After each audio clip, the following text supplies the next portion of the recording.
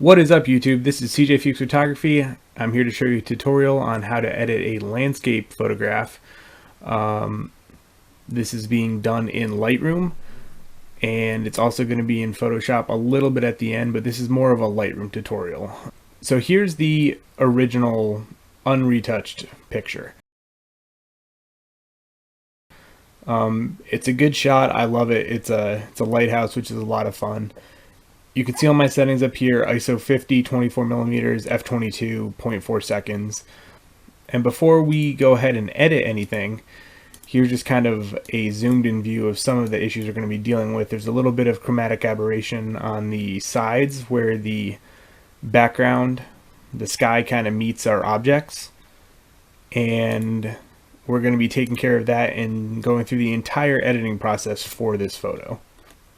I like to start at the bottom of the list. So once you go into library, you choose your photo, go into develop mode, you get your shot. And I've got kind of my other edits over here so you can see what the end result will be. So here is the end result.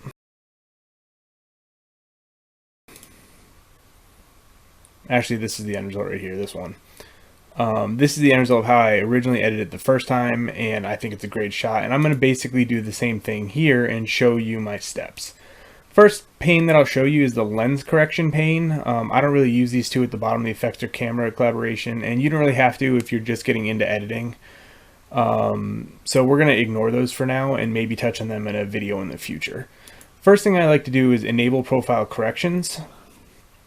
And what enabling profile corrections does is it gives you a lens profile selection. So you can select your lens make, I shoot with a Canon, the model, and the profile that Lightroom is going to use. So what this does here is, if you look, you can see here there's a bit of barrel distortion. And you don't really notice it until you click this and you see the difference between 1 and 2. After that, I'm going to go back to the basic tab and zoom in here so you can see what this will do. I'm going to remove chromatic aberration. And if you look here along the right side, there's no more green. Prior, after. Prior, after. On the left side, it gets rid of some purple. So you can see there's some purple fringing right here. And that's called chromatic aberration. And this will very easily get rid of that. So the next tab we go into is the detail tab. And what this tab will do is it'll let you correct any noise issues that you're having in your photo, which generally happen at higher ISOs in darker areas. And this will also let you sharpen your image. Now, since we're shooting at ISO 50, we don't really have any noise to deal with. The blacks are pretty crisp and the dark areas are pretty crisp. There's not kind of like a bunch of dust looking things on the image. And that's what noise is referred to. If you see here, I'm going to bring the sharpening up from 25 to about 70. That's where I like to kind of start and move it more or less from there. So if you double click on anything in Lightroom, the great thing about it is if you double click on this, it'll bring it back to where it was at the beginning. So I'm going to slide it back out here to 70, 75, and I'll do a comparison right here of the before and after. The before is on the left, the after is on the right. And it looks kind of darker right now, but we're going to take care of that later too. But you can see it's a much sharper image right now. And that's because we sharpened it up to 70. I'm going to actually bump this up a little bit higher to 75. 75, that's where I like it. Now we're going to go into the saturation panel. And to kind of explain why I'm going to play the saturation a little bit in this, it's more of a thing of cameras versus the human. Any camera sees in 3 stops of light, and you can control that in your camera. If you don't know what that means yet, you will eventually. And the human eye sees in 9 stops of light, or even a little bit more. It can be 11. So when you're looking at an image after you take it, before it's been processed, you're getting 3 stops of light. And you'll notice this image doesn't look anything like the final image. The final image, if you recall right here, looks much more like what it looked like in real life to my eye. So we're going to come back here and we're going to edit some of the saturation to kind of bring those colors out. I bumped red up to 11. Orange was up pretty high. You can see there's a very orange sunset in this shot.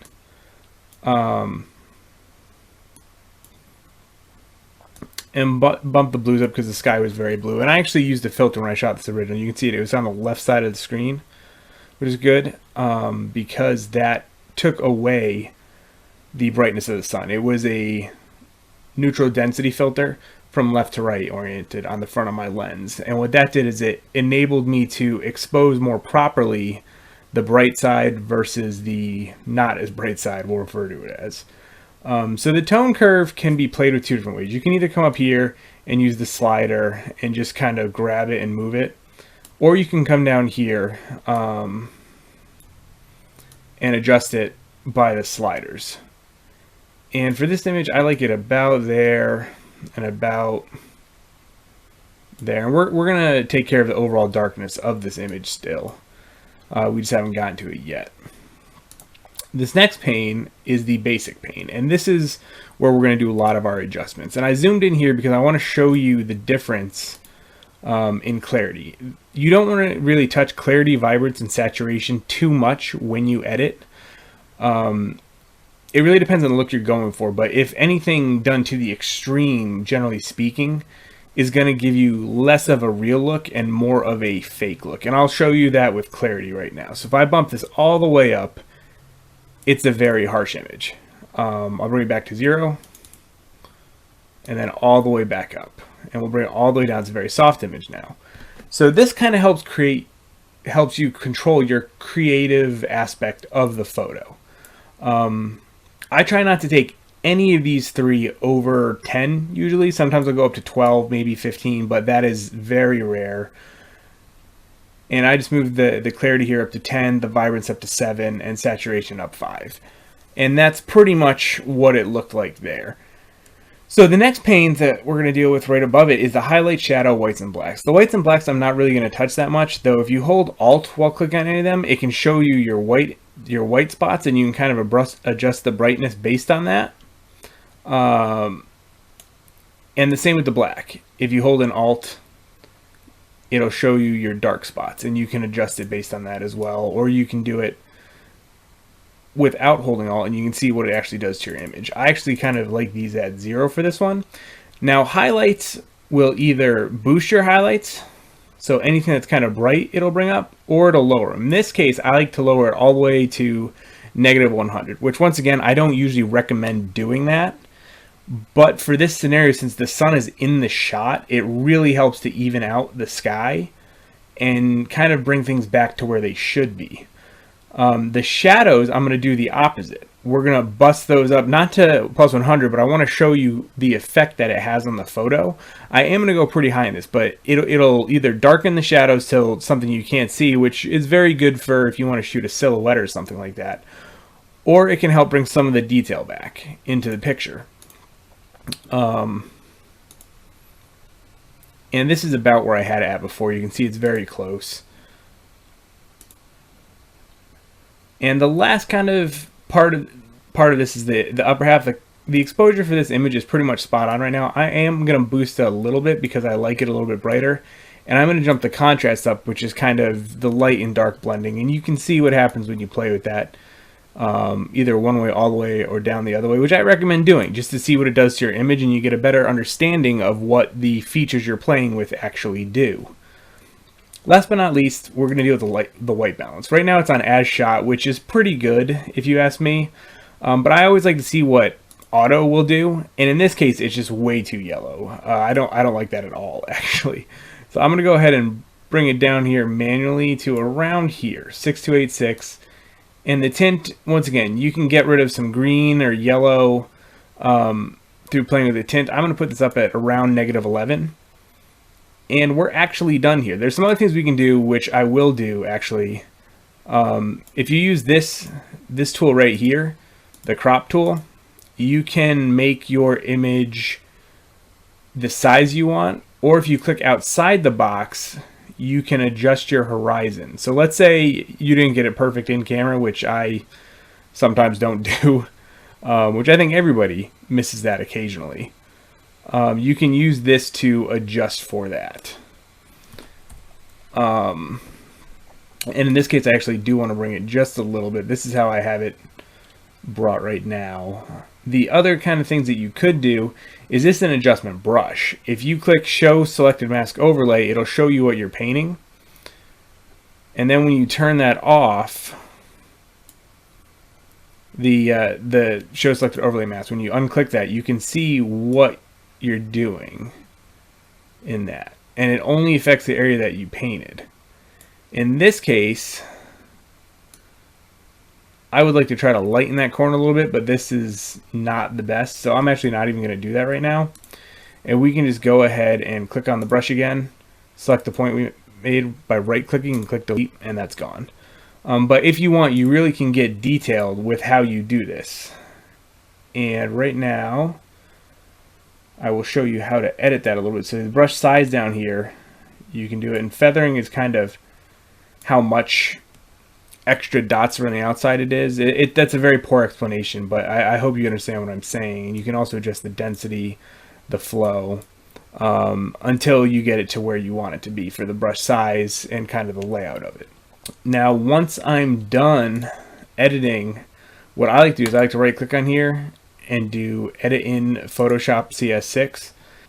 And the reason I like to do this is because I like the zoom feature in here better, and you can really get in and see some of your details. Up here you can see what exactly we're focused in on. We'll bring it up to actual pixels, and that's right here.